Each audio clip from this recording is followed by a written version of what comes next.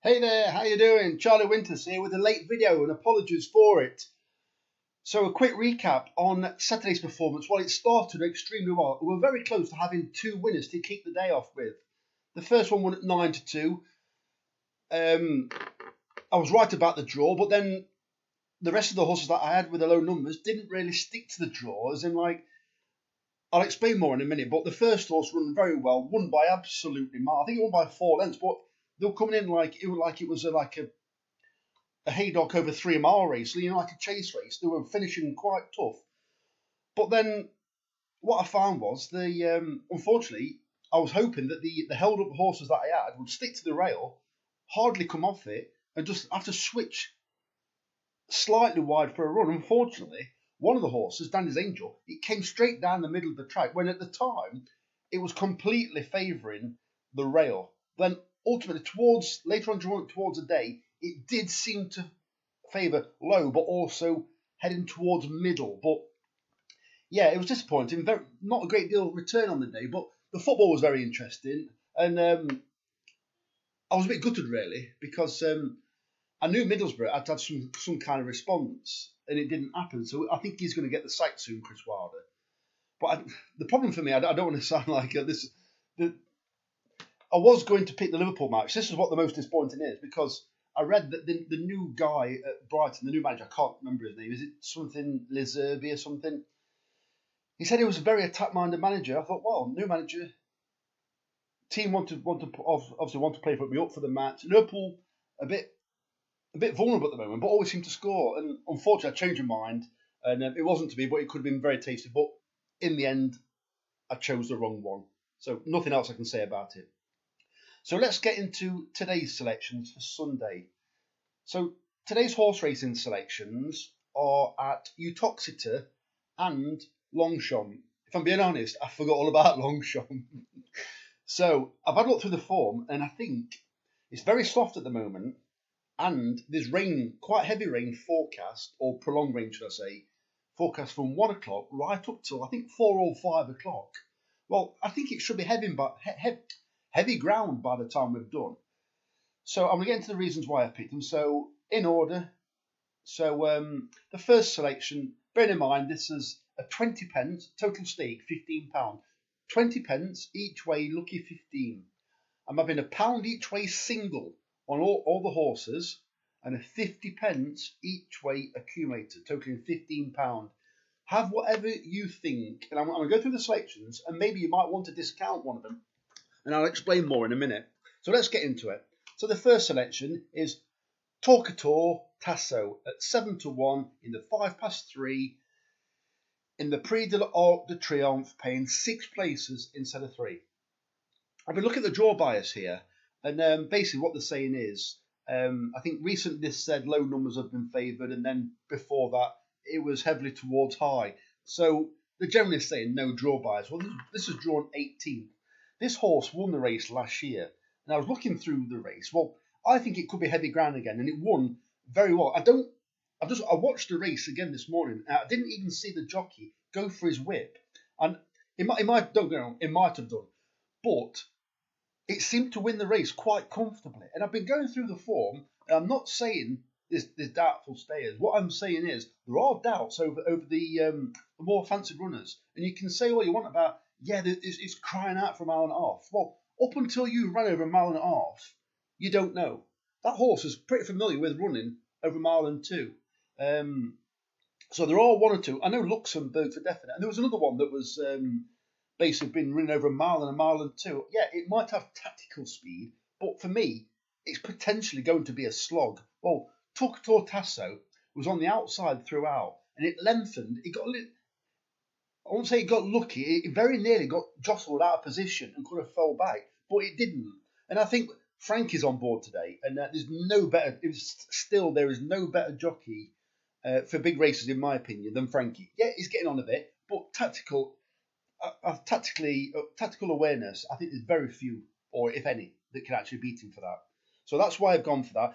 The fact that Frankie's on board is just a huge tick for a horse that I fancied anyway. So Torquator Tasso is my nap of the day. So very quickly, the next two selections. Kilcaraboy at 20-1 in the 3:28 at Uttoxeter, paying 4 places instead of 3. This horse is 13 years old. Yeah, exactly. This is a terrible race, and there's doubts over loads of the horses. This isn't a decent horse. This isn't a decent race, but there are so many doubts. I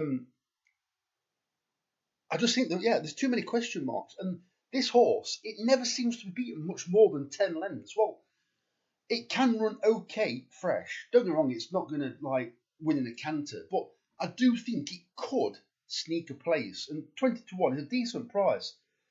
Yeah, there's a couple that the original one that I found out, I can't remember his name now. Trained by Mel Riley.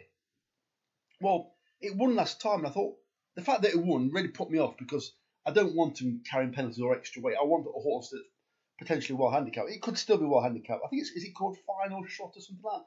It's trained by Mel Riley, and it put me off because it won last time and went up. It always concerns me when they only get put up by sometimes £1 or £3, and it just tells me that the win wasn't really that convincing, and I don't think it really wants another £3. So I'm not saying this horse is well handicapped. I'm saying that it could sneak a place when there's so many doubts over many of the horses. And the jockey, Phil Armstrong, knows all about this horse. So I think it's just an interesting one. Yep, don't get me wrong, it could be tailed off after 2 furlong. We don't know. It's 13 years old. But the fact that they keep it in racing is quite interesting. I'd have thought, because I can't remember his name. Is it Peter Armstrong, the trainer, and Phil Armstrong, the jockey? Well, it looks like more of a family pet. Well, you'd have thought they'd have retired it now to the paddocks, but it's still racing at the age of 13. So they'll always say it's still enjoying. I'm going to keep racing it while it's enjoying it. What? I'm guessing it's still enjoying it, or at least training at home. So I've gone for that one. It's also run many times at Uttoxeter as well and ran okay.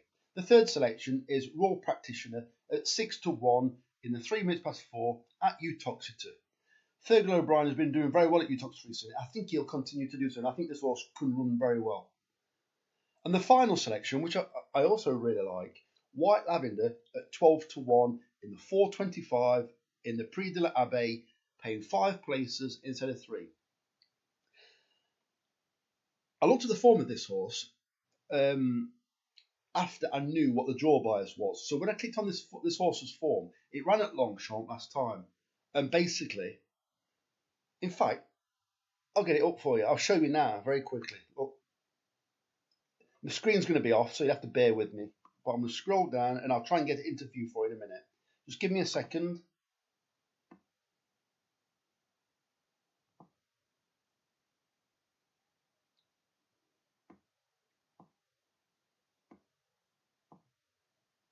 So there's its run last time. Longchamp, 5 furlong, soft. This horse, it does look as though it's been. If you look at it, it was trained by Joseph G. Murphy last year, October. Yeah, went to Colberg in April. Ran not long after. Good to soft ground. Good, decent race there. Soft, and then it looks like they've deliberately put it away for this race. Getting a quick prep out in over the course and distance, which was very interesting. So let's just click on the form and you'll see the draw bias, a huge draw bias. Bearing in mind, there are 12 runners.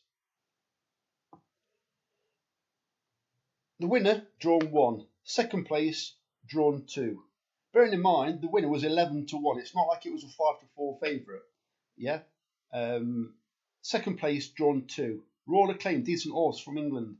Drawn 6, yeah, it's middle pack. But if you look there, nothing in the first 5 has been drawn higher than halfway because there was 12 runners. So then you've got White Lavender, which is my selection, drawn 4. Bearing in mind, this is basically its reappearance run after time off. This was basically just a sharpener. So there you can see, yeah. So the best of the high numbers was obviously the highest of the lot, drawn 12. So basically, it was dominated by low numbers. Well, our horse in this race,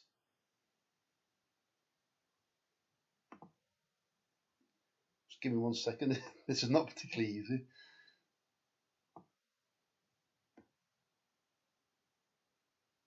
There you go, drawn 1. So we've got what we believe, or I lead to believe, is the best draw. Let's have a look at the fancied horses. Yep, mid-pack, drawn 5, yeah, 8 mid-pack, 9. So you got T-Spirit 6. T-Spirit could possibly make the run-in. Then you got the other ones there, drawn 15. So I think it's got a cracking chance if the draw stands up, which I don't see why it wouldn't. So let's just get back into it. So there you have it. So those are all the selections. So what I'm having is 20 pence each way lucky 15, £1 each way singles, and a 50 pence each way accumulator. If you want to leave the 13-year-old out, kill Cowboy, go for it. Just have a Trixie if you want. But I do really like, I think the two naps are definitely the Longchamp horses. Don't get me wrong, they could come last, but I've told you exactly why I fancy them. They've got virtually everything in the favour, but unfortunately they can still turn up and run a bad race. That's just how it could be. So it's highly likely that you've got this far in the video because you've seen the selections, but if you're still here now, please give me a like or even a subscribe. That'd be absolutely fantastic. I'd just like to wish Flat Cap Callum, another horse racing tipster, is running the London Marathon today. He's got a very interesting channel. If you want to check out his channel, it's just Flat Cap Callum. So yeah, go across and give him a like or a subscribe or a comment in his comment section. So the very best of luck, Charlie Winters, over now. A bit later on, sorry, I may give some football selections. I'm going to go through the football, and there should be a video around about dinner time or before if there's going to be some football selections. So the very best of luck, Charlie Winters, over and out. Cheers, mate.